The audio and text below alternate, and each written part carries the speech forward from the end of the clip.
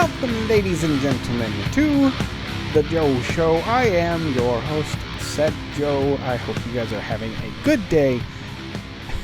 Very happy to be here, especially after last week. Let me tell you, I do apologize for missing last week's show, but man, I had a sinus infection that just knocked me down. You can still hear the effects of it. It's been almost 2 weeks that I've been dealing with this thing, and I'm still very nasally, so enjoy that. Let's get to some discussion here. There's a lot of stuff I wanted to talk about. There's one thing I'm probably going to rant about for a while, so it's actually going to fill up a bit of the show. So that's perfectly fine. Something very passionate that I've been about the past week on various levels. But we'll get to that here in a second. First thing I want to go into, honestly, is there's some new trailers I want to talk about. One thing that I haven't touched on, and it may not be something that a lot of people want to speak on because, I mean, we're talking about an older movie here. But during the pandemic, Sylvester Stallone took his time to recut and re-edit the movie Rocky IV. A lot of you may or may not know I'm a huge Rocky fan. I grew up with it. It's not something that's always been in the forefront of my mind. I always consider myself more than anything a Back to the Future fan. Back to the Future is my favorite movie. But as time went on, and actually like after Rocky V, which was a horrible film, unfortunately. But after Rocky V, which was in the early 90s, I kind of forgot about Rocky. You know, I mean, they were what they were. They were kind of my past, kind of my childhood, and I kind of left them at that. And it wasn't until 2006, I believe, when Rocky Balboa came out, and, you know, a lot of people were like, what's he going to do? He's 60-some years old. He's going to be boxing? I mean, this is ridiculous. And so, but that movie came out, and it was tremendous because it wasn't about the fight. Much like the first movie wasn't necessarily about the big fight. It was about all the inner turmoil and the drama and just the human spirit and everything of Rocky Balboa himself. And they went back to their roots when they did Rocky Balboa. And I got all jazzed up about the series again. And I went back and just forgot how much those films were a part of my life and my childhood. In fact, I mean, in terms of my family, we weren't super close. I won't go into details, but my mother and I in particular really bonded on those films. We went to see them in the theater, and, you know, those were kind of our movies. So when Rocky Balboa came out in 2006, I had just moved to Carolina, and, you know, so I was away from my Indiana home and all that. And it got me to thinking about a lot of that stuff. And then I went back, I think, that Christmas, or maybe it was 2007, actually. But I went back during Christmas and went and took my mom to see it. And, again, that was just one of those things that I felt good that we were continuing that kind of tradition. And so, anyway. She and I also went and saw the 2 Creed sequels at this point. So, yeah, so we're continuing that tradition, which is nice. But, yeah, anyway, I digress. So when Stallone, during the pandemic, decided to re-edit Rocky IV, I was interested. Hesitant, but interested because Rocky IV has been fine, but I'm more critical of the film than most people. Most people think it's an amazing, great film because I think they're looking at just because, I mean, this is a giant obstacle in Balboa's way. Ivan Drago's this huge boxer, probably his most formidable, of course, in terms of physical prowess. But, of course, you have some drama in there with Apollo Creed. I know the movie came out in like 88, 89. So, I mean, I could talk spoilers, and I should be able to at this point. I'm going to leave out the drama with Apollo Creed. If you don't know, you don't know. So I'm going to leave it. But, so it's a big film for a lot of people that like the movies. But I always had problems with it. I was a little more critical and actually a lot more critical. I think it's more substance than, or more fluff than substance. It's basically, first of all, the movie's shorter than any of the other films. It's an hour and a half. so it flies. But also like a half hour of that is montages. Now, don't get me wrong, Rocky is known for having at least, one training montage or whatever else. But this thing has a crap ton, and they're all like these 80s music video montages. And it really dates the film. It really dates it. It makes it very, very 80s. And it's always bothered me. I mean, it was fine at the time because obviously it fit. But, time hasn't been kind to it. So the fact that we are getting a recut and there's a trailer for it now, that has, I was, like I said, I was a little bit concerned about a recut because I didn't want just the same movie with a few alternate takes, the same scenes, just some different takes that we didn't see before or something like that. Maybe another line here and there.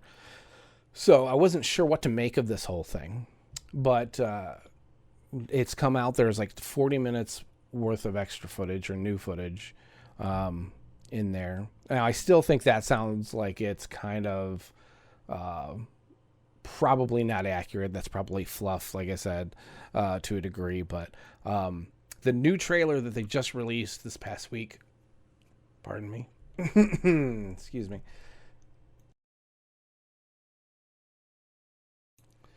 Ooh, this is gonna be a rough one, like I said. But like I said, the trailer that they released this week really put a lot more hope in my heart because there's some really good takes that I've seen that they included in this that will fit the entire narrative, the entire series much better, especially when you go into the Creed movies, because those Creed movies are very much based on Apollo Creed and his son, and the story that comes from what happens to Apollo Creed in 4. So I think these new edits, there's one in particular, because if you don't know, basically Rocky has a struggle in terms of whether he should stop the fight with Apollo Creed and Ivan Drago. And so there's this interaction with Apollo and Rocky where they're discussing, and Apollo's pleading with him not to stop the fight. And Rocky, before, it was something where he like really struggled with the process, but ultimately, it wasn't a real dramatic, at least the way they did it in the film originally. It wasn't super dramatic in terms of their interaction. But there's this one cut that is in the new trailer where Apollo asks him not to stop the fight. And Rocky, instead of saying no, or, I don't think he even reacts in the movie, I'm not sure, he has a very human moment with his friend where it is a real dramatic struggle for him, and he voices it where it didn't seem like it was there before. It makes it very personal, in which he looks at his Apollo and says, "Don't do this to me." That's huge compared to what it was before.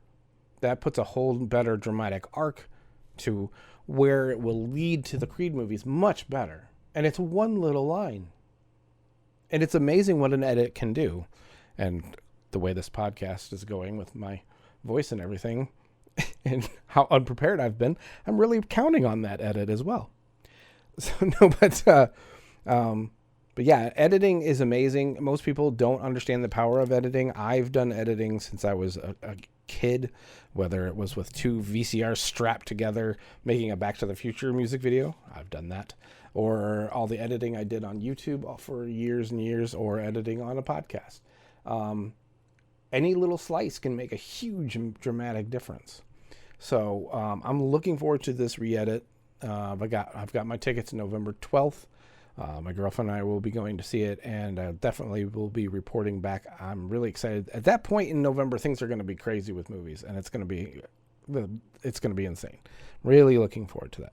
So anyway, I wanted to get into that. Rocky versus Drago is the new title. It's Rocky 4, actually. Rocky 4, Rocky versus Drago, the director's cut, whatever it is. It's this super long title now. I remember when Balboa, yeah, he's real to me. When Sylvester Stallone said that he was going to call it Rocky versus Drago, I'm like, okay, if it's just But see, then, like I said, then I'm like, that's not enough. There's got to be more. And then, of course, there is. And it's like the entire thing. It's too big a title. But whatever. Is what it is. Only Rocky fans are going to care, and they're not going to care. They're not going to care about that. They're just going to be happy it exists. And like I said, if it harkens back to those original dramatic films instead of the 80s pop culture kind of barrage that we had, I'm hoping so. Then it's going to be amazing because it's finally going to fall in line with the rest of the films. Although Rocky 3 still has that stigma too. Rocky 3 it'd be nice if we could de-80s the Rocky 3, but unless you can get rid of Mr. T, that's not going to happen. So it is what it is. So in Rocky 5, either we could just erase that movie and pretend it doesn't exist, or like heavily edit that to the point where it's probably going to be a half hour long. I call that one Rocky the sitcom because it really is just like, it's so ridiculous. He took my room. Okay, if you know the movies, you understand. And I hate that line. In fact, when I have gone back and introduced people to the Rocky films and watched them with them, like my girlfriend recently, I'm like, we can skip 5. And she's like, no, I want to see them all. I'm like, no, we can skip 5. Please, can we skip 5? But then it turns out she watches it and she's like, I'm glad I watched it. But yeah, I understand where you're coming from now. Exactly. Thank you so much. Anyway, I wanted to, let's move on from that. I think I've gone on. I could go on and on. This is one of the good things about this show. I can rant. So I guess I can vamp and fill time. But let's move on. I wanted to have movie reviews this week. But again, I have just been dog sick. And I don't necessarily like to, I would be hesitant to watch and review a movie when I'm sick because it's going to affect my feelings on it, because I hate to say it, but it's that sick kind of like sick feeling filter will inhibit my enjoyment because I'm miserable. so I didn't see anything, and I wanted to see the new Bond. I wanted to see the new Bond before last week's episode, but of course we didn't have one because I was so dog sick. So I didn't get to see it again because I'm still recovering. I can't believe it's been 2 weeks and I'm still recovering, but I digress. What I do want to talk about, again, is sticking with trailers. I guess there is one other trailer I do want to talk about. And I don't know how this is going to go over with some people because it's probably, it's a horror movie. I'm just going to throw it out there. It's a horror movie. It's a new Scream movie. I love the Scream movies. I've not always been a fan of horror movies in general, like in the 80s, again, we're going back, or in the 70s, 80s kind of horror movies where it was just Jason walking around with a hatchet. Not a hatchet, a machete. Wake up, I'm a professional. But yeah, it was just one guy walking around killing everybody and blah, blah, blah. I remember when I was a kid, in particular, we would sneak into movies, my friends and I. I didn't want to. I was terrified. I was the chicken of the group. They had to talk me into it.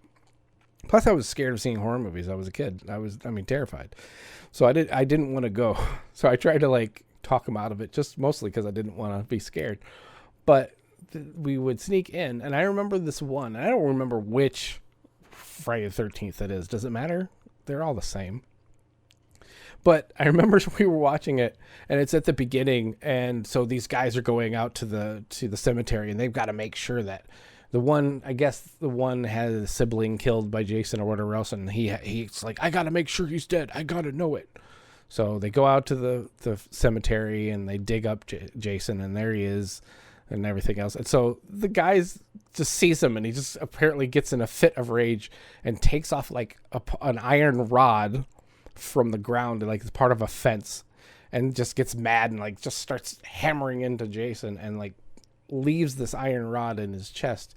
And he's all upset. And of course, lightning strikes the iron rod, and hello, Jason is resurrected. Even as a kid, I'm like, this is stupid. So never been a fan for the most part. I did like Nightmare Before Christmas. See, we're in October, so that's on my brain. No, I did like Nightmare on Elm Street because it was a unique take. It had the supernatural kind of twist to it. It wasn't just a human being wandering around and being resurrected by lightning.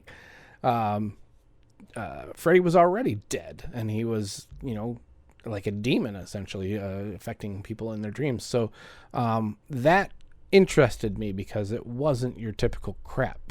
I'm just going to say it. So getting real here on the Joe Show. But yeah, so I was interested in those films. Of course, they went completely off the rails too, but that was the only time I ever was really into any kind of horror film, because like I said, I thought they transcended the norm. But then when Scream came about, it was a shift in the genre as well, being very referential.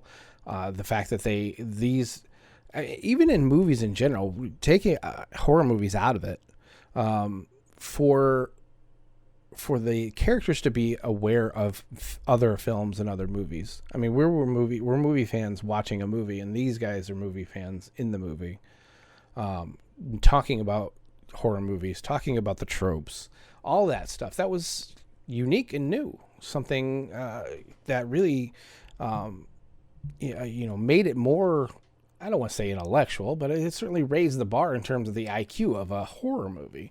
And so I was very interested in that one. And while the sequels do drop off from the original, I mean, that I don't think you can get you can occasionally, you'll get a sequel that actually is as good, maybe sometimes better than the original, but it's very rare. But a lot of people don't like the second one. I did. I guess, to me, I understood where they were going with it, and I can't really get into it without spoilers, and I'm not going to spoil it, even though it is an older movie. But I guess it was the execution that people didn't like, and I get that to a degree. I was fine with it overall, though. I thought they did a good job, because horror movies, especially sequels, are really bad. I mean, most movie sequels can be, don't live up to the original, but horror sequels are really usually the worst. And this wasn't bad. This did not dip like most of them do. Now 3 did. 3, I still enjoyed it, but it went a little bit off the rails, and still not particularly satisfied with the finale on that one. It was supposed to be a trilogy, and this was it didn't do it for me. So it's definitely the weakest. I always look at the Scream movies, and I always say it's definitely, the third one is definitely like the Return of the Jedi of the Scream films, and it is. And Star Wars fans still get mad at me, because let's face it, Jedi is the least of the original trilogy. It's still great, don't get me wrong, but it is the least. So anyway, so there is a new Scream coming out, and there's a trailer, and the only unfortunate thing about it, from what I can see at this point, except for, I'll get into the trailer a bit, but they're calling it Scream, just Scream. Even though it's the 5th film, they're just calling it Scream. And my theory on that is because they're probably rebooting it. This is going to be their first film in a new series of films. When you watch the trailer, you've got the original cast coming back, but then you have a whole new cast in there. So I think what they're doing is restarting it with this new cast, and then you've got the original cast who's kind of usher them into this whole thing. So it's kind of like the Creed movies, honestly. You've got the first 2 Creed movies that have Stallone in them, even though it's not about Rocky. It's about Adonis Creed, but he's there to kind of transition the films to their own thing, and Creed 3 will not have Sylvester Stallone, so I think that's what's happening here. I could say no spoilers, but I mean, I don't know the film, so I can say this without hesitation. And if I do spoil it, if I actually am correct, I'm apologizing now, but since I don't know, I don't care, because I can't know.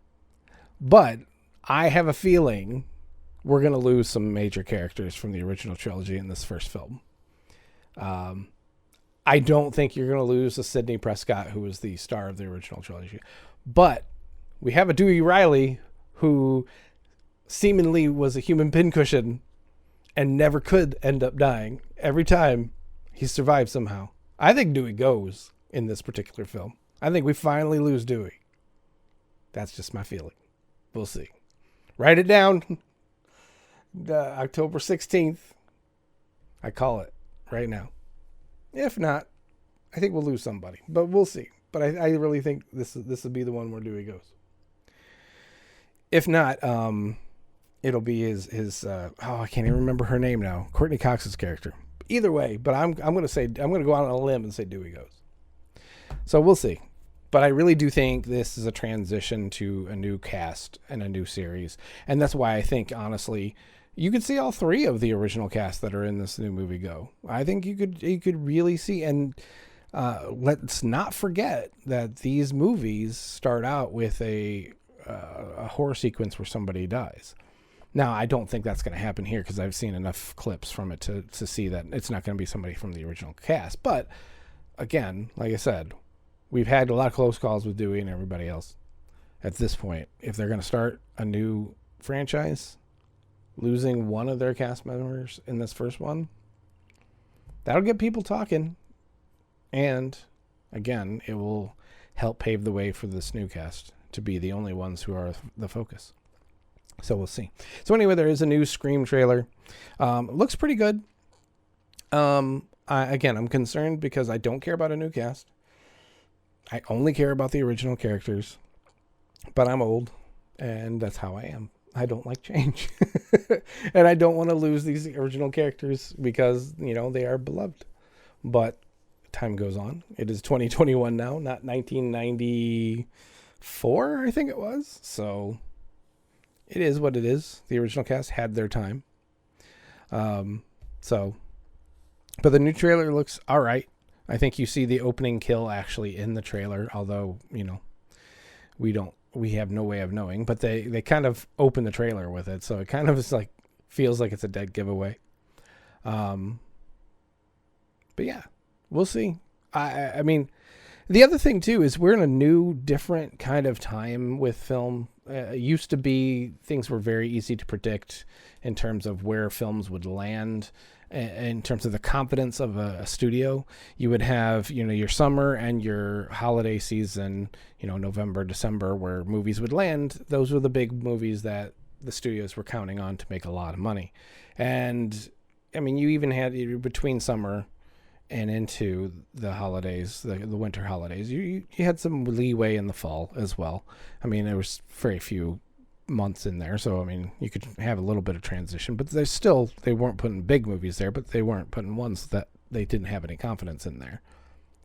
But it used to be like January to March in particular, almost January to April. It used to really not be until May when big movies came out, but that started to change as time went on. So some of the bigger movies started to come out in April, but January to March were like the dead zone. If there's a movie that was coming out during that time, I mean, like one of the Die Hard sequels, like later sequels that I don't even acknowledge. Die Hard's a trilogy, folks.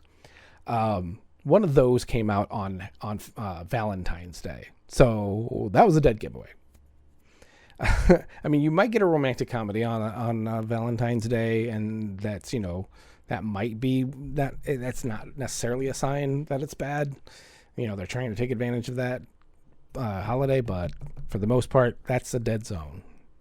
But these days with streaming and everything else, that whole thing's changing. So I don't know. This new Scream comes out in January, early January, which is strange for a horror movie. But I have a feeling in a way that's like it used to be. I think they have no confidence in it. I think this transition from the old cast to the new, I don't have any evidence except for the trailer. I think the reason it's landing in January, though, is because the studio's like, yeah, this we're not sure about this. And, if it is a new cast, and if they're not great actors, if it's just like, hey, we're just going to put these people in, it's a horror movie, we don't need to have a star. I mean, that was the thing about Scream. The group that they had in that they weren't tremendous stars. They became stars as a result of Scream. But you did have Drew Barrymore in it, and everybody thought she was the star. No spoilers as to why she wasn't the star. She dies in the first 10 minutes. But yeah, they had that kind of trick, that gimmick in there that, made people think this is, So they don't have that in this, and you have a transition from the old guard to the new guard. And I think they're hoping people will think the new crew or the old crew will hang around and kind of be ushering in this new era. Like I said, I really think this is still a transition movie. We'll see. But like I said, landing in January, that's probably a bad sign. So we'll see. Like I said, the new streaming and the way films are distributed, the way the pandemic changed things, it's hard to tell how things are going. But that's an old school Hollywood sign that they have no confidence in the film. So we'll see how that goes. Well, I didn't have a lot to talk about, but I sure have vamped for quite a while on these subjects. So hopefully it's not been boring. But we're going to go on to the real big thing that I wanted to talk about. And so I probably didn't leave myself much time for as little as I thought I had to talk about. I don't think I left myself a ton of time here, but we're going to go through it anyway. As many of you may know, Ghostbusters Afterlife had a big panel at the New York Comic Con this past week. And as that was all well and good, I'm going to throw this out there. I'm particularly excited about the film. I think there's a lot of people that are not, because it is going to be a different kind of film. But it's not 1989 anymore. It's 2021. So it can't be. It can't be what it was. So I'm not worried about that. But I'm excited about it. You've got Jason Reitman, who he's virtually an Oscar-winning director himself. I know that sounds weird to say. He has not won an Oscar, but he should. And he's done tremendous films that could have gotten him there. Certainly got nominated. So he's a great director on his own, not just kind of riding his father Ivan Reitman's coattails. So I'm excited from that standpoint. You've got the son of the guy who created the films, who directed the original films. And that could sound like it's just, but this guy earned his way into this film. He's a director that has done his own things. He didn't just jump in and follow daddy. He made his own identity first. And to have somebody that has that credibility, but also was around with his father when the originals were made. I mean, he's in Ghostbusters 2 in the beginning opening birthday scene. Jason Reitman is. So to have that lineage and have him be a great filmmaker in his own right, I think that's exciting. That's certainly a rarity, and I think we shouldn't take it for granted. So I'm very excited about this film. But again, I know it's not going to be what the films used to be. This is a totally different kind of movie. So let me continue on that rant, though, because I know a lot of people are concerned about this movie. Because again, we all wanted a real proper Ghostbuster sequel. Ghostbusters 2 was a Ghostbuster sequel, and it was, I'm going to say, fine. It was okay. But it wasn't the Ghostbuster sequel that we wanted. The first one is a very kind of hard-edged, as silly as things were, it was still really hard it was based really deeply into reality, which made the silliness and the extraordinary things that were going on in terms of the supernatural heightened even more, because basically the Ghostbusters were just exterminators. They're bug busters, but they just happened to bust ghosts and instead of, be regular exterminators. That was the joke. And then the second movie comes along, and it's just it's silly from the get-go. I mean, mood slime, come on. But one thing that I was speaking to a friend of mine, shout out to Ben, this past week about the films, and it really I kind of had to remember the fact that one of the reasons Ghostbusters 2 was the way it was heavily affected by the popularity of the Ghostbusters cartoon, the real Ghostbusters. Look at how in Ghostbusters 2, you had Slimer basically be like their little mascot or pet. You know what I'm saying? So yeah, Janine looked much more like her cartoon version in the real Ghostbusters than what she looked like in the original film. There's all kinds of stuff like that made the film. I think they pandered to children. I think they pandered to the kids that liked the cartoon. I don't think it's overt, but it's there. And I think, well, hell, they also had to rush the sequel out too. Since it was such a popular thing, they really wanted a sequel. So, yeah, Ghostbusters 2, not a great film. I liked it because I was just happy to see the boys back. But it's a weak film. Ghostbusters Afterlife can't be like those films. Various reasons. Number one, of course, we lost Harold Ramis, and he was heart of the Ghostbusters.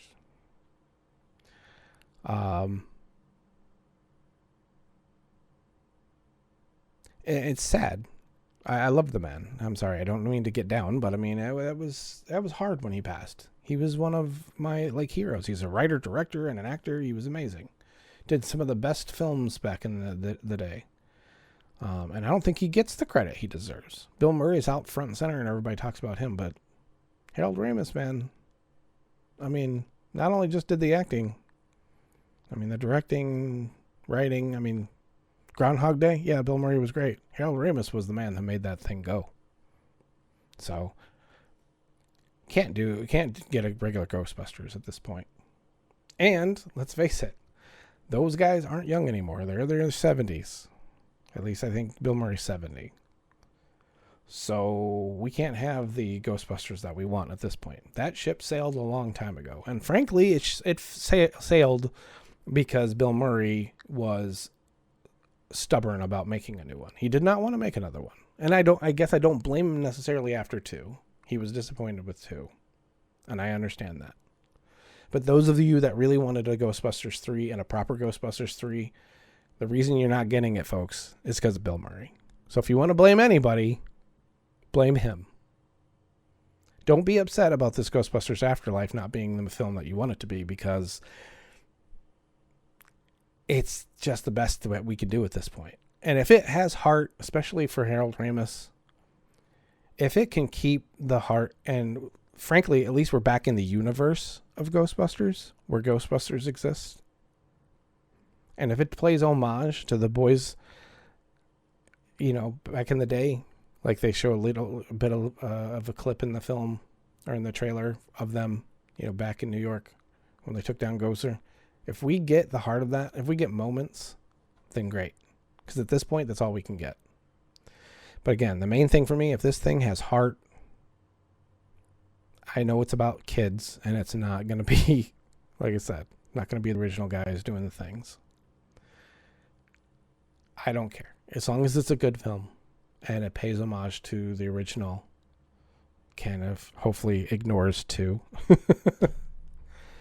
And if it's the best proper sequel that we can get, I think we're on a good path. It does suck that we never got the Ghostbusters sequel that we wanted. But again, that's not anybody's fault except for Bill Murray, who refused to do it.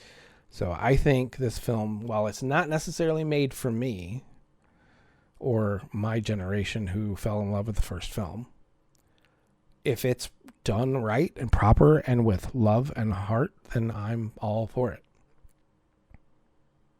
And let's face it, when we really talk about Ghostbusters and you talk about that first film, that thing is lightning in the bottle. You couldn't make a sequel like that ever. Ghostbusters 2, as bad as it was, because I think it was misguided, was never going to be anything close to that first film. That thing was just unbelievably, just the magic of the synergy of all these people, these comedic geniuses, and you know, of course, Ivan Reitman, all these geniuses at that time. It was just literal movie magic. It was just a culmination of everybody being on their complete perfect A game. And you had the special effects. I mean, you were never going to get, as much as we wanted it, you were never going to get a sequel that could live up to that movie. That thing is a classic for a reason. So, you know, it's just something to keep in mind. I mean, sometimes we're lucky to get what we get. We get one movie that can really, you know, make history like that film did, and blow up the way it did. I mean, frankly, I'm thankful I was, you know, growing up in the 80s and had such amazing films that came out. I mean, you got your Raiders of the Lost Ark, you got your Back to the Future, you know, Ghostbusters. I mean, I could go on and on. It was a unique time. And these days, let's face it, I think a lot of times you don't get movies that are made to be made for their own sake. You get movies and you get a premise, and of course the studio then starts running the metrics on how this will translate to different age groups and how this will, you know, play out through their algorithms. There isn't a lot of just sitting down and writing a script and a studio taking a chance, taking a risk on a movie that they have no idea how it's going to play. They target this stuff, and how is it going to do in streaming and everything else? It's a business, and it always has been, but sometimes the show took precedence over the business part. But unfortunately, these days, it's more about the business. The show used to be, like in case of Ghostbusters, basically, hey, let's get together, guys, and let's put on a show for everybody and see what happens. A lot of movies were like that back in the day. They're not so much anymore. I think you still have it. Don't get me wrong. I'm not being completely cynical, but I think it's changed a lot, especially with so many platforms for media to be consumed on, that they're like, oh, this isn't a theatrical release. This is going to be on our platform. This is going to Disney Plus, or this is going to that. And therefore, the way it's created is different. The way, the time and effort they put into it, the aim of the project is different because they know where it's going. But back in the day, it was TV or movies. Even though now TV is still a thing, but it's streaming, it's different. So, yeah. When you get these unique films, like a Ghostbusters, I think it's important not to really judge everything else around it, because, again, it's a unique situation. I think it's more we need to be thankful and praising the original.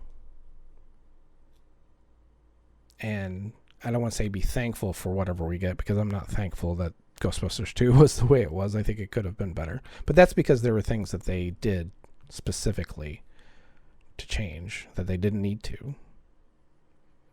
But, you know, I don't know. When you look at how many people it takes to make a movie, when any movie turns out to be amazing, I think it's a miracle in a small way.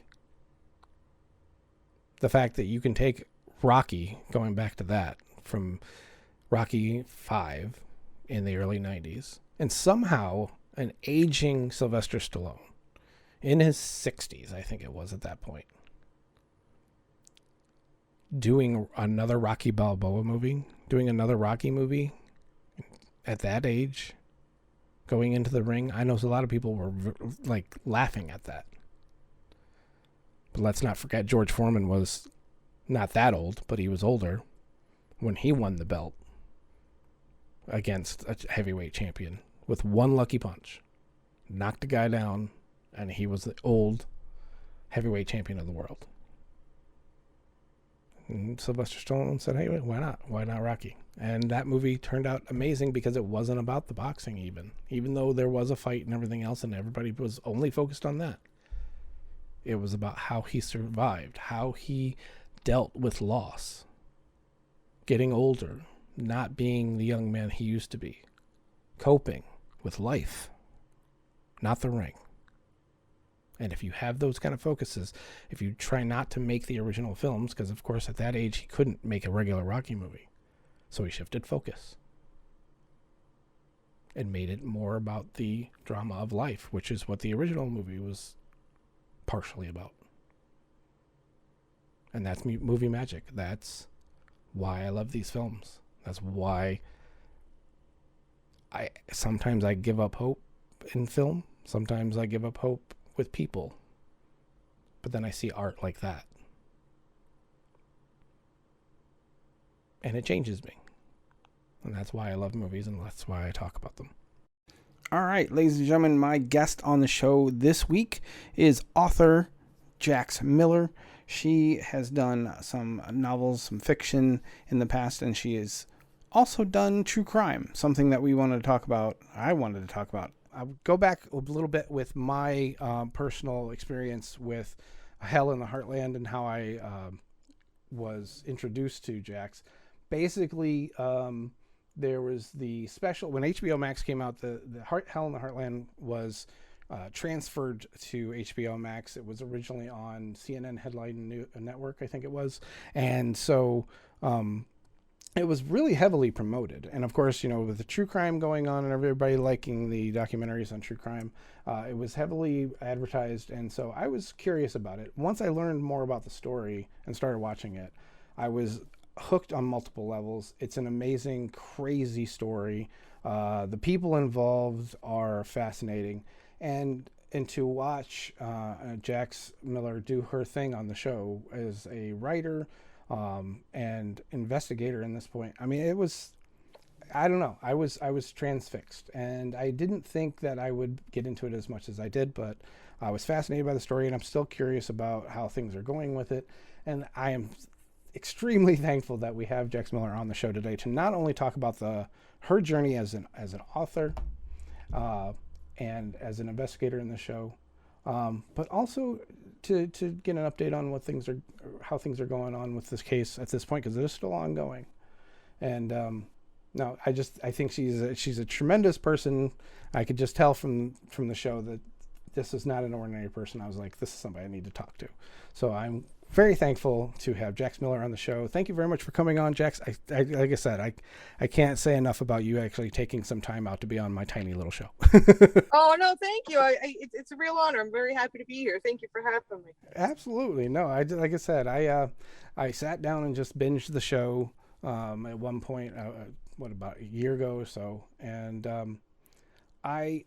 anybody that ever watches it, you can't help but get enveloped by it, because it's just one step after another gets crazier and crazier, and you can't help but feel for these people, because the way I mean, I don't want to get into too much of it because I don't want to spoil too much, but I mean, let's just say the way that the police initially deal with the situation is just mind-boggling. And it just leads down a rabbit hole of a whole bunch of craziness. And to see your journey throughout was just fascinating. So let's first go back and talk about you and your journey in terms of where you started. I mean, because you were actually writing fiction before the whole events of Hell in the Heartland began, correct? Yeah, at the time I was living in Ireland, where I lived for about 8 years with my husband, and I got my start in fiction. Yeah, it was a really overnight thing, and I know that's very rare, but I kind of bypassed all, the pitching and stuff, and I was picked up overnight by an agent in London, and it was like overnight my first book, Freedom's Child, was born. And Freedom's Child is very different than Hell in the Heartland. It's a very rough and tough biker woman kind of thing. Like it's not true crime for sure, but there was a lot of heart in it, and I really loved writing fiction. And at the end of it, I said, well, here I have a little bit of a platform, a little platform, And, I says, maybe I can write for some good. And, I've always been fascinated with true crime. When I was a kid, my grandfather, he was like my hero growing up. And I remember at 12 years old, he let me, and I don't know why, but he let me read one of his books, Helter Skelter, by Vincent Bugliosi, about the Manson family. I took the whole summer reading it because it's like 4 million pages long. It was kind of like a natural true crime genre. Natural. It wasn't like a strategic thing. It's like, no, this is what I feel like writing. I want to do this. Helter Skelter is definitely, for a child, a very unique book. I learned a lot of colorful words that way. Yeah, there you go. I really did.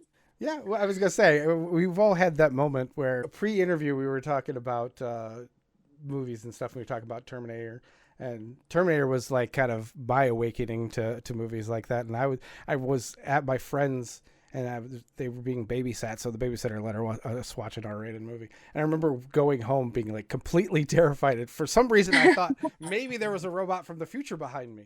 But so we all have that like awakening where it's like, oh, this is the bigger adult world. yours was a little bit deeper than mine. I'll say that. So. Probably not. So then, like I said, you make that transition from fiction to nonfiction with Hell in the Heartland. How did you get involved in that story? So Hell in the Heartland, it was really kind of a dart on the map kind of thing. I've been weighing out other true crime stories as well, including Amy Bradley. I'm trying to think of some other ones. It's hard to remember. I know she was one I was thinking of. Who else was I thinking of? Honestly, I can't remember right now. But I was weighing out a few of them, and that one I saw on Facebook, I believe. I don't quite remember. I know everyone kind of expects this like big story about how I came to know this story. And the truth is, I don't remember. Oh, come on. See, that's the only reason I had you on. Well, that's the interview, ladies and gentlemen. I know, Cliff. The drama's gone. No, I saw it on Facebook. I saw this Find Laura Bible page. And I just kind of got into it. I went down this rabbit hole, and I go on rabbit holes every day. I'm always looking up this stuff. It was nothing new, but I'm like, holy but Jesus, this is the craziest story I ever heard. I'm like, this is fake, right? Like this can't be real. Right. And I reached out to Lorene Bible for the first time. I was nervous as hell. She's the mother of missing child Laura Bible. And I'm like, I would like to write a book about you. Like stuttering the whole time. And then I couldn't even understand her because of her accent. I was like, right. What?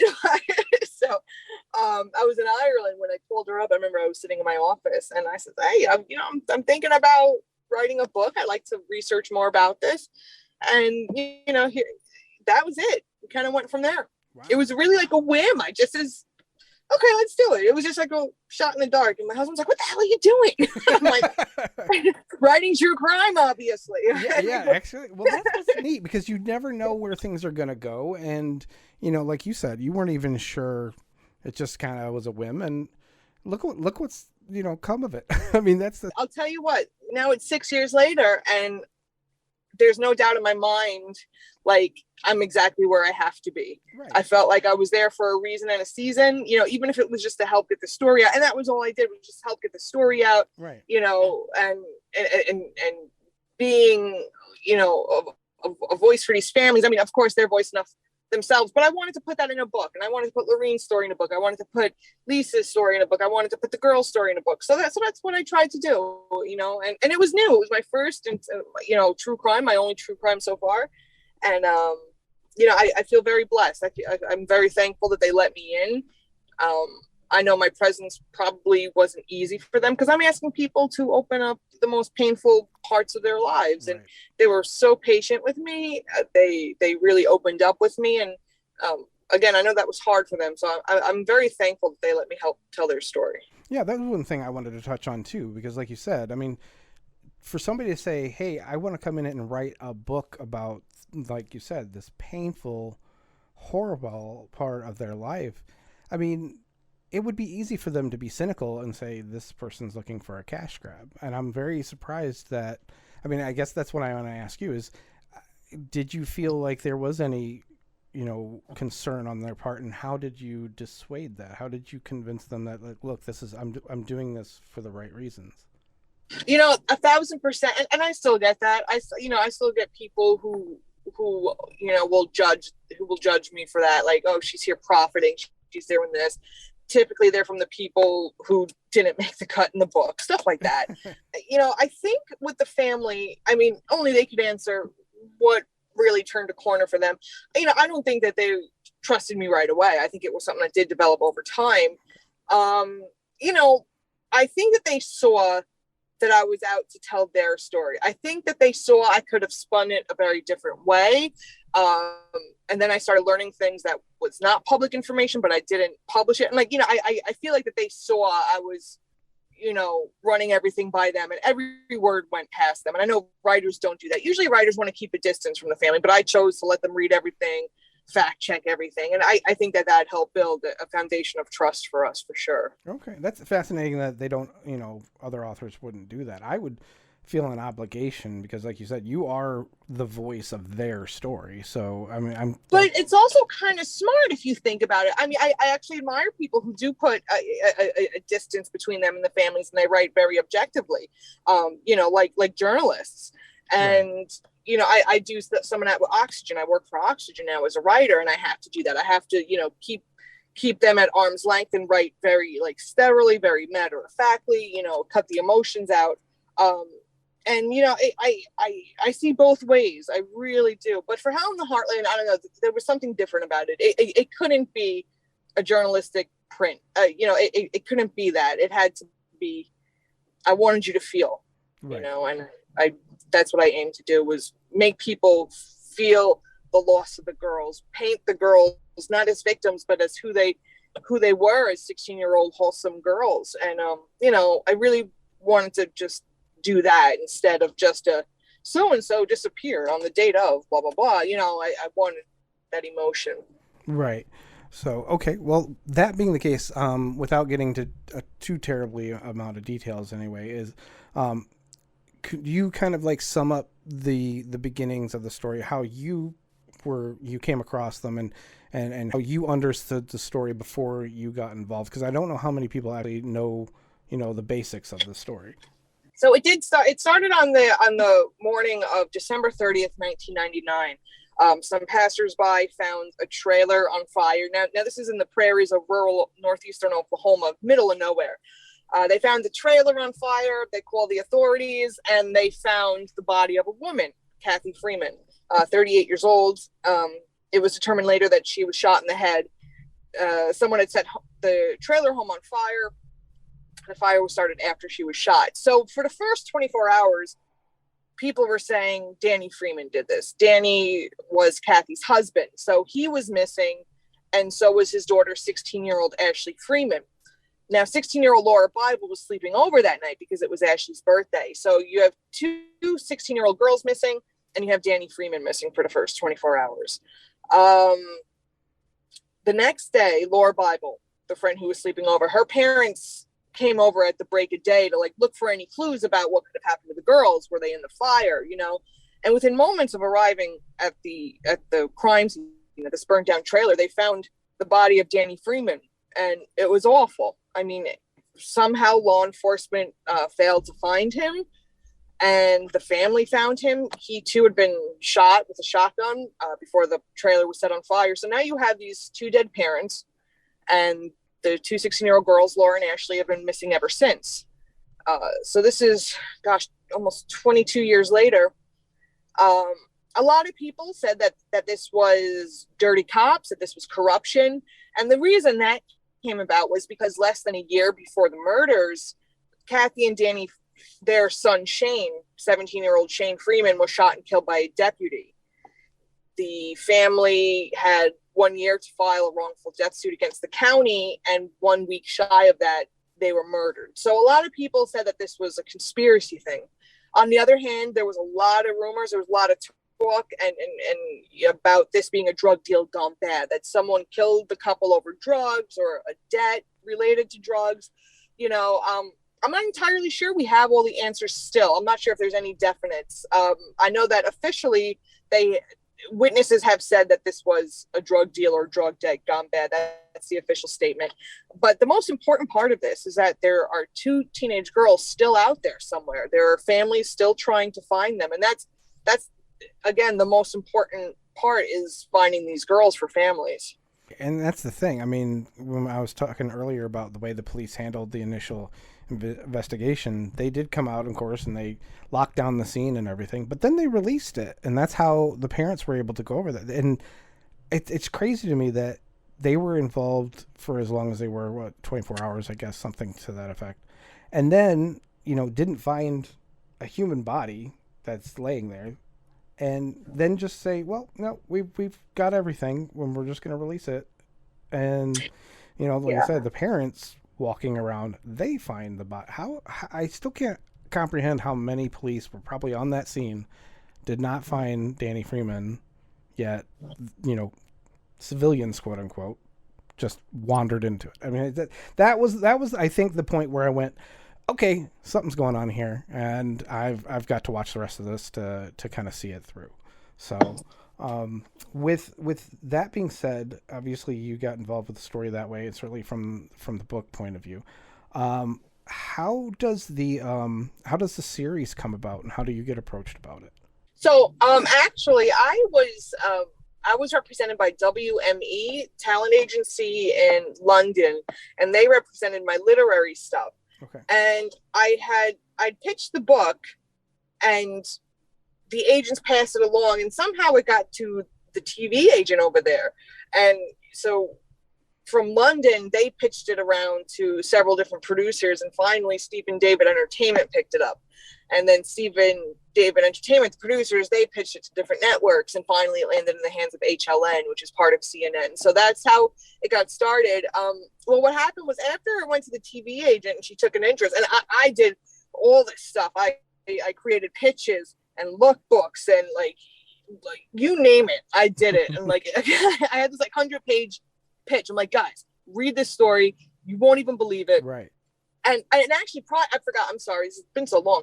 Prior to that, I actually hired my own documentarian, and he was from Brooklyn, and I came out from Ireland. I says, I want to get some footage of this stuff of, meeting this family for the first time. I've never worked in TV before, but I kind of went on a whim, and we drove out there together, and he filmed a lot of it, and a lot of his footage showed up in the series. Oh, nice.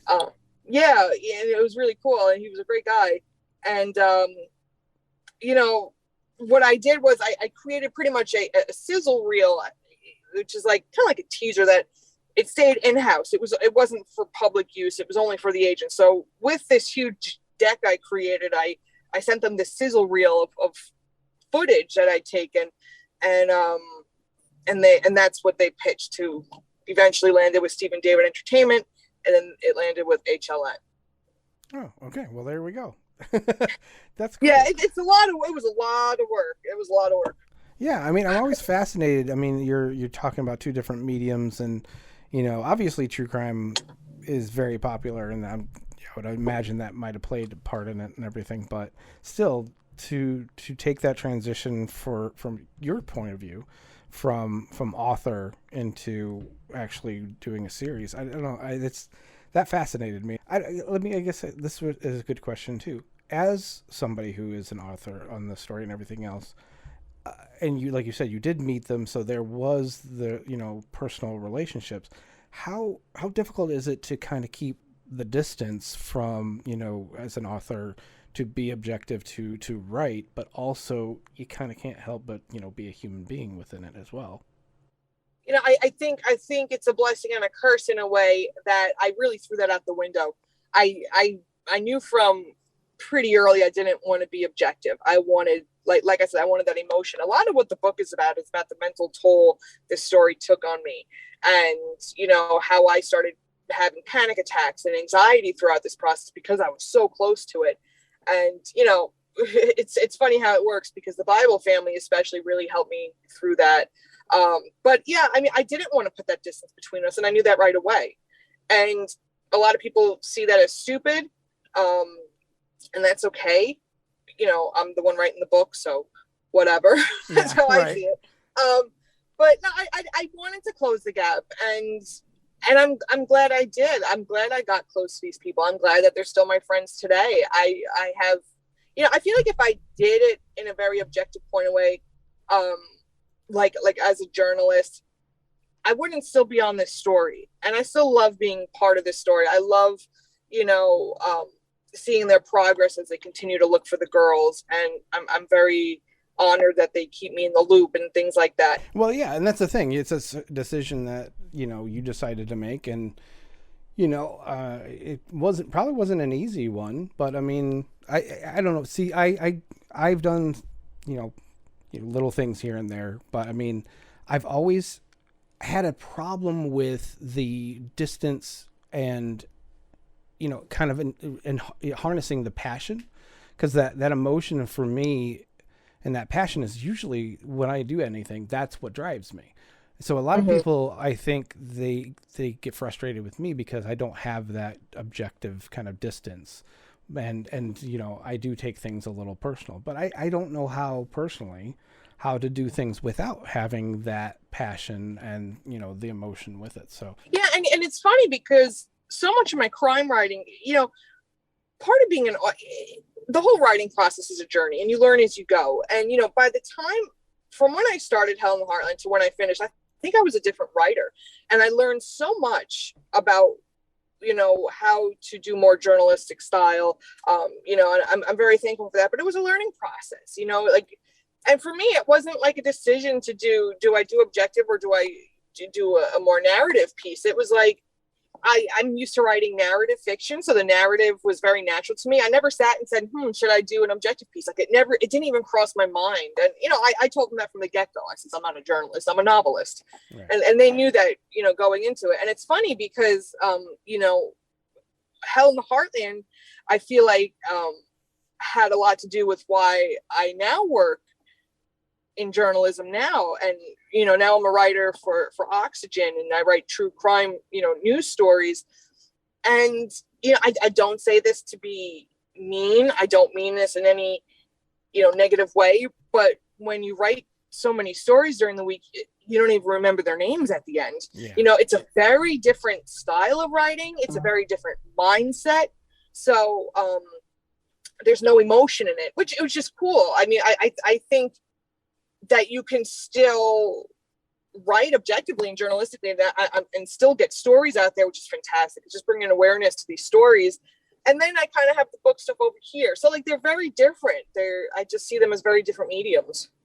Yeah, no, that makes perfect sense. I like I said, the whole story of how you went from fiction to doing this and where it's led you to this point, I'm totally fascinated by it. And I think it's an amazing journey for you because, like you said, I mean, it wasn't exactly where you were aiming, but you're basically where you needed to be. And from A to B, I mean, as crazy as the whole journey was, you're exactly where you want to be. And that doesn't happen for everybody. Yeah. I feel very blessed to be where I am. And like I said, I really love, following the progress of the families and their constant fight to find these girls. Just, having a tiny little part in that is just amazing.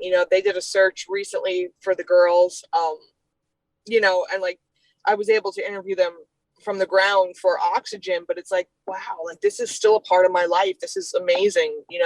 These people are still a part of my life. I talk to them all the time. I'm hoping to get there for Christmas. We'll see. Right. And, we were just out there this summer, to go see them and do some work out there. But unfortunately, I got COVID. Even though I was vaccinated, I got COVID. So I had to spend like nearly a month in Oklahoma in a hotel room. It was terrible. In fact, the Bibles did my laundry while I couldn't leave the hotel. I'm like, can you guys do my laundry for That me? is so sweet. I mean, well, we have that kind of relationship. Right. I mean, they've come and seen me on the East Coast. They have stayed in my home. I've stayed in their home. It's not an average story like where you have the author and their subjects. It's not like that where it's, we're like family. They've adopted me and they make fun of me all the time for it. From what you can see from them, you're not surprised that they're just so, down home, down to earth, really they are sweet people. Yeah. And I guess, I mean, how can you not want to help them? But I mean, from your point of view, with everything that you know, I mean, are we any closer to having any information than when we were, 20 years ago? Yes, we are closer. Okay. For sure. I know that the families and the law enforcement and agents involved in this have done more in like the past 5 or so years than in all the 22 years put together. And the family has said that on numerous occasions, right? Because like for like a good 15 or 16 years, like there was nothing really going on but for the family's work in this. And then this DA's investigator, he came in and he had a liking to this case. It was a case that he had a special heart for.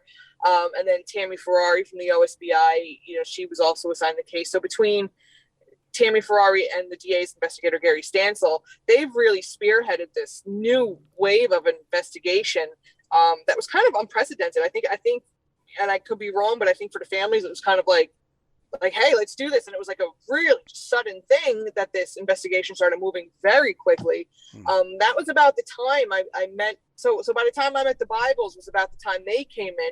So while I'm writing this book and while we're doing this TV show, everything's happening in real time. And then it's like, suddenly there's an arrest and it's like, holy shit. Sorry, can I say that? It's like, holy shit. And it was just like incredible to see it as it was happening and through the family's, perspective and watching them go through this, because it's like, it was just so surreal because you didn't expect it. Like, I thought I'd go in, I'd come home, I'd write the story at the end. Nothing will have changed from beginning to end. But it was like every week, every month, it was like the story was like rewriting itself because there were new leads, there was new suspects, it was like new information. It was just incredible. And it happened at a very quick rate of speed. And it was wild because we had heard the suspects' names. I'd heard the suspects' names very early on. I know the family had too, but they weren't the front runners out of all the suspects. So when they finally made that arrest, it was like, it was them? Yeah. Really? Like, we heard those names, but like, really? Out of the other guys? Right. And the investigators too. I've talked to the investigator. He's like, I was dead set that it was this guy. And then, nope. I think we all thought it was one person and then it wasn't. I'm assuming that from what you just said, the series kind of reflected that, because you had the first few episodes and the last episode is called The Arrest, and it's like, whoa, all of a sudden there's this, and there's, like you said, there's other people, and I was like, this just escalated pretty quickly. So it's funny that you say that, because I guess it just kind of does get reflected in the series then.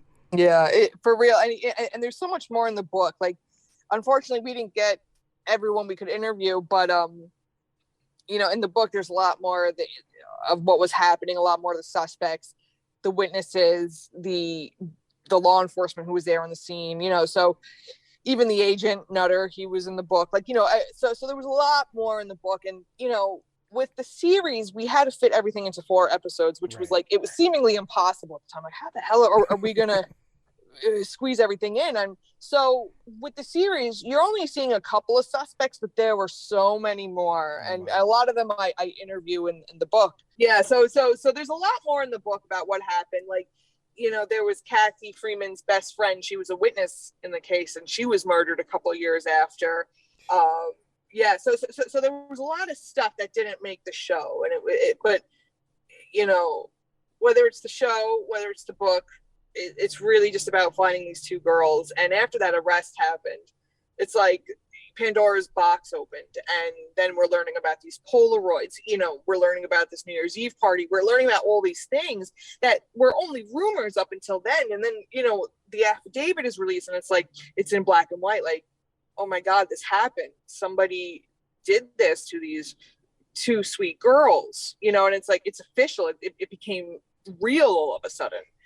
And I think doing it in real time as things were unfolding kind of did that. It was like, suddenly everything was real. It was no longer just a book or just a show. I mean, it was always real, don't get me wrong, but there was something very impactful when that arrest was made. There is a point where, of course, the girls are missing, but there's a point where there is talk of a videotape, and like you said, this New Year's Eve party where they were supposedly at. So that, obviously, there's no videotape that exists now. I'm assuming. I mean, that's just something that has been told. There's no evidence beyond that. But that's official that actually did occur. So that's based on over a dozen witness statements. The videotape was nothing particularly new to families. They had been hearing rumors of a videotape, since the beginning. And for me, that's what I heard because they're telling me, Right. So right from the get-go, I'd heard about this videotape through them. But the information was a little crossed because we heard about a videotape happening in this town, which was totally far away from the town where we now believe the girls were taken. So, it can get very convoluted because you're dealing with a large cast of characters. Yeah. You're dealing with a large cast of methamphetamine users. Right. So, no, I mean, it's very easy to get things confused. There's a lot of crisscrossing of wires. Yeah. Someone who was very helpful in that. Do you remember Cowboy from the series? Oh yeah. Mm-hmm. Do you know what happened with him? I don't actually. He was murdered. What? He was murdered after. Oh, that this broke my heart. Insane. Yeah, that's what I'm saying. That had nothing to do with Hell in the Heartland. I was in Virginia, and I got a Facebook message to my business page from his brother, and I'd only talked to him a few days before because we kept in touch. Right. He'd send me photos of his family. Hey, how you doing? We would shoot the shit, and his brother calls me, or he writes me, and he's like, "Can you call me?" And I was like, "Yeah." I remember I was eating toast at the time, and I called him, and he told me he was murdered. And I don't want to say too much. I don't know how much is actually out there about his murder. But the guy was loose. They didn't catch the guy. And Cowboy's car was missing. It was near Cleveland, Oklahoma. What is it? Not Manford. Forgive me, I can't remember the exact time. I can point on a map where it is. But he told me like someone killed him. Someone took his van and they don't know where he is. And it took a couple weeks to find him. They did find the guy. A lot of people were like, "Is this have to do with Hell in the Heartland?" And at first I wasn't sure, so I don't think so. But Jesus, what if it is? I mean, that was a thought. But I talked to a lot of people. The investigators were involved, and it had nothing to do with Hell in the Heartland. And I think that's important to put that out there because there are people who are still afraid to come forward. Yeah. Whether or not they're afraid of killers or their associates or, whatever it may be, this did not have to do with any of the stuff in Hell in the Heartland because, in Hell in the Heartland, especially in the book, he opened up a lot about different people and, business stuff related to methamphetamines. And it's worth noting he was clean at the time when he died. He'd been clean for a very long time. He'd straightened up his life. They arrested the guy who did it, and he has since been released because they forgot to Mirandize him, from what I understand. Oh, so I don't know. I don't believe he's been rearrested, but yeah, someone murdered Cowboy in his home. Yeah, it's crazy. It was awful. It was awful. The story just, it just keeps going, and that's crazy. Yeah, there's a lot of splinters that, kind of little tangents you can go on with this story. Yeah, it is. And it's like, I don't know, I keep thinking, I'm like, I always thought Oklahoma was, pretty down home and safe and everything, but now I'm like, at least that area seems to be pretty tough. Yeah, I mean, and don't get me wrong, I know I write about the dark parts of Oklahoma and meth and these ghost towns, but for real, I mean, there's such a beautiful, beautiful side of Oklahoma, which is why I love it. There's beautiful land, there's wonderful people, delicious food, by the way. There is so much good, and a lot of people are like, "Oh, well, all you do is write about the bullshit of Oklahoma," but it's like, no, I assure you, there's so much beautiful in Oklahoma. There really, really is. You can only cover so much, obviously, and then yeah, I mean, when you're in true crime, they don't want to focus on the pretty little prairies. They want to hear about the sadomasochists living over you. Right, That's well, what they want to in hear. this case, like you said, there's a lot to cover, and it keeps unraveling. And I mean, What just to go back, what year was it that you first heard about the story? Oh gosh, 2014 or 15? Okay, 15? yeah, and this 15. was 1999. Yes. That's insane. It's just, Yeah. and like you said, and they even, I think Laureen even says it in this series, is that nobody for the longest time was even looking except for the families, and that's heartbreaking. How does that happen? I wish I had an answer. Yeah, that's You know, I sad. I hate that it happened for them. And Lorene is the toughest woman on the planet. You know, since the show came out, she had a full liver transplant. Wow. Um, a lot of us didn't think she was going to make it. It was, she'd been suffering for a while, even during the production of the show, but she didn't want people knowing. Right. But she was suffering physically, and she had a liver transplant last spring, and I think like 2 days she was on her feet, and they were like, "What are you doing?" She And must I'll look tell you, tough. I'm not just saying this, and I've known her for 6 years now. I've never seen her look more healthier or smile more than she does now. And everybody says that she's in the best shape and she's been since I've known her than she's ever been. Right. She's doing fabulous, and I'm so thankful for that because she comes with this new drive and she's so fierce, and that I feel like that's all been renewed since this successful transplant. Right. I mean, God bless her. She's amazing. Yeah, no, that And family. she's been fighting since day one. I mean, right. she was meeting drug lords in the dirt roads, the back roads in the middle of the night, Right. like guns. She was like, holy moly. She's old school, man. Yeah, absolutely. Yeah. Well, even like I said, when the police released the site initially, and then they come to take it back after the other Danny Freeman's body was found, and they're like, no, we got this. I was like, good for them. Yeah, she wasn't having it, and I don't blame her. I mean, right. I think a lot of people would have stepped aside again, but they were just like, nope. But I guess in the series too, I mean, it was pointed out that couldn't that lead to problems in terms of, any kind of issues with the site, since you didn't have, the police kind of officially locking it down. I guess there was a moment where, they were saying evidence might not be, available or might not be permissible because of that situation. Mm-hmm. So. Yeah, and and that was, I've asked Lorene that before. I'm like, is that a problem for you?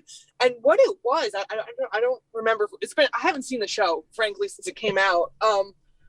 But the family members were putting the evidence markers where they found stuff. Okay. And then they would call the cops over, and the cops would come and get it. It was kind of like, what? Right. Like, why is a family putting down evidence markers? Right. Yeah, that's the thing. The whole situation is just bizarre to me. And what we know now, of course, the biggest thing found on the scene, other than Kathy and Danny, was that insurance card.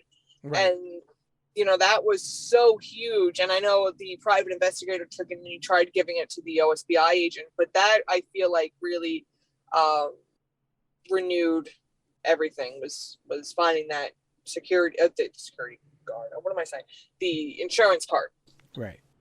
Well, I'm glad that at this point things have stepped up, because I mean, watching the series and everything, just the frustration for the family and the snail's pace, or even any pace at all from law enforcement and stuff, is heartbreaking. And I think that's one of the reasons why I connected with you, because I mean, you were somebody from the outside that was coming in and helping and working for them and help fight for them when you had law enforcement that wasn't stepping up.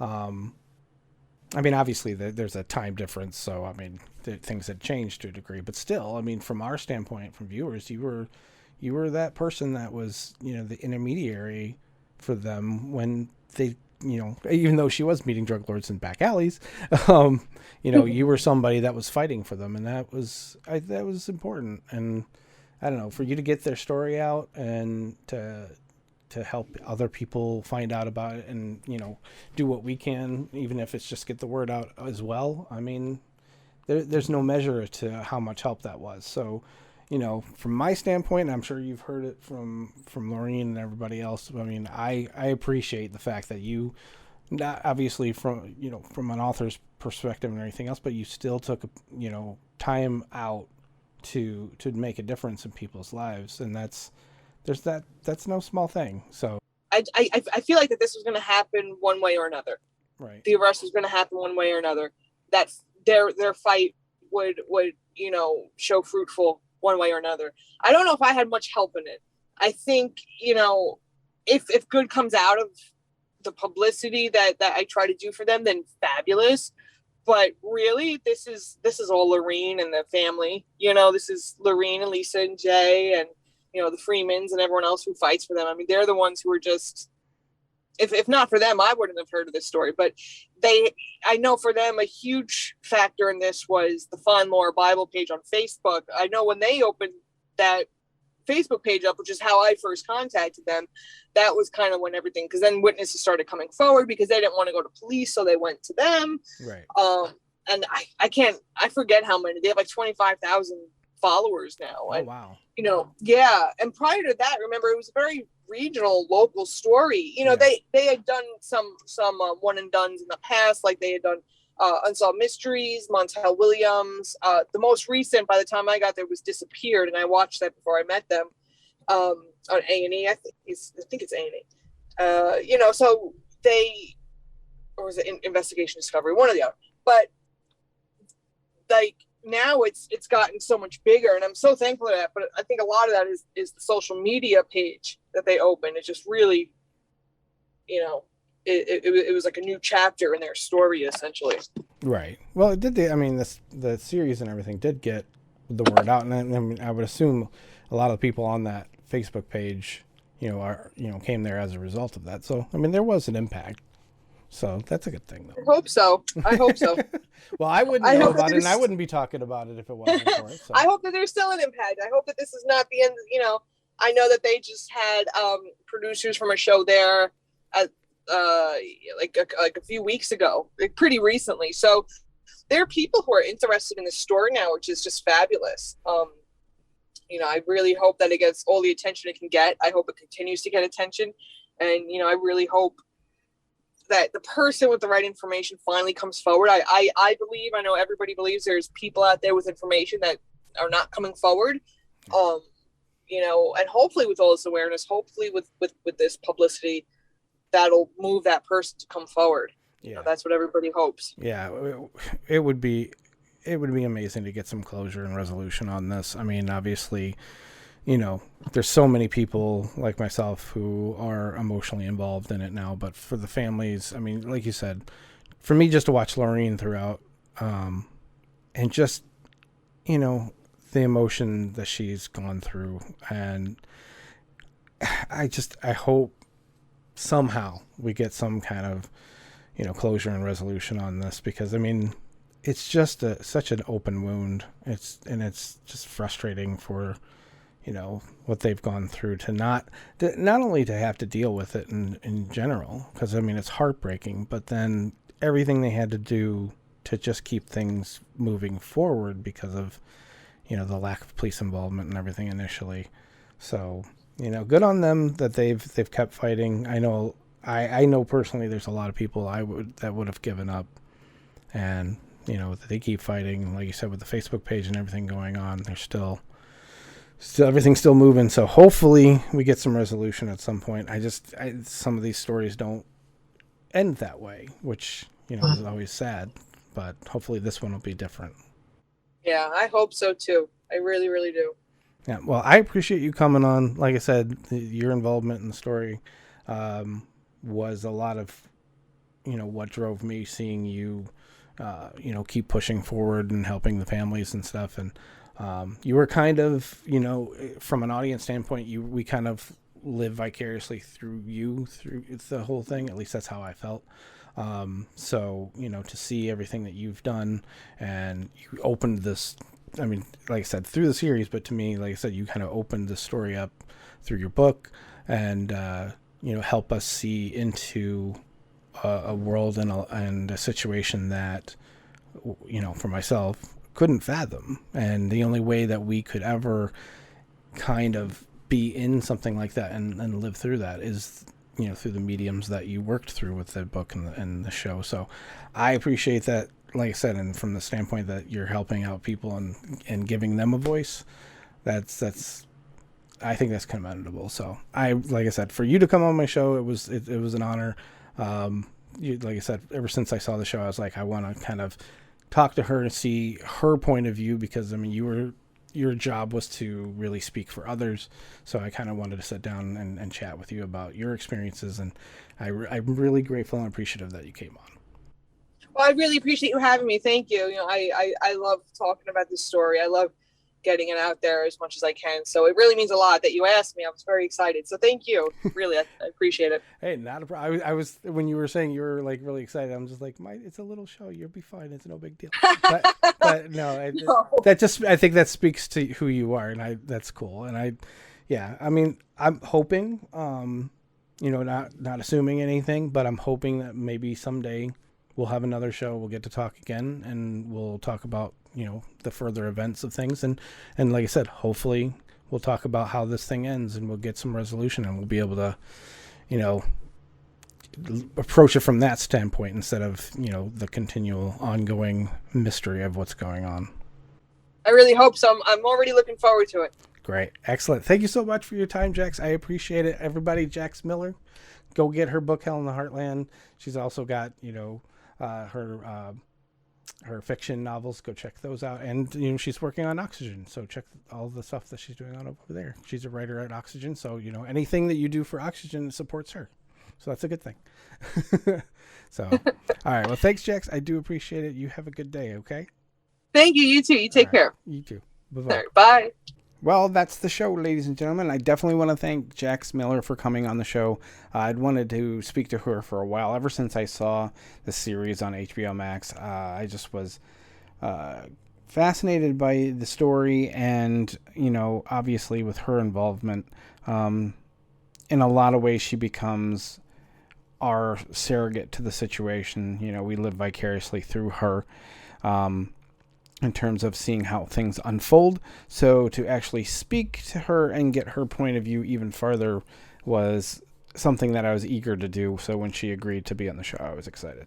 Let's face it, this is a relaunch of the show. It's been 8 years since I last did it.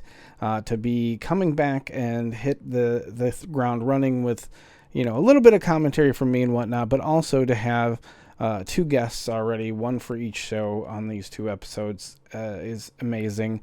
In the, I think, 14 or so shows that I did in the original run, I only had 2 interviews. So we're already at the maximum I've already done in the previous. So looking forward to seeing what else happens. We're getting into the holiday season, so movies are going to be a hot topic. There's going to be a lot of big movies coming out. We're going to talk about those, do reviews of them, and get some, hopefully get some feedback from you folks. And you can tell me how you feel about certain ones as well.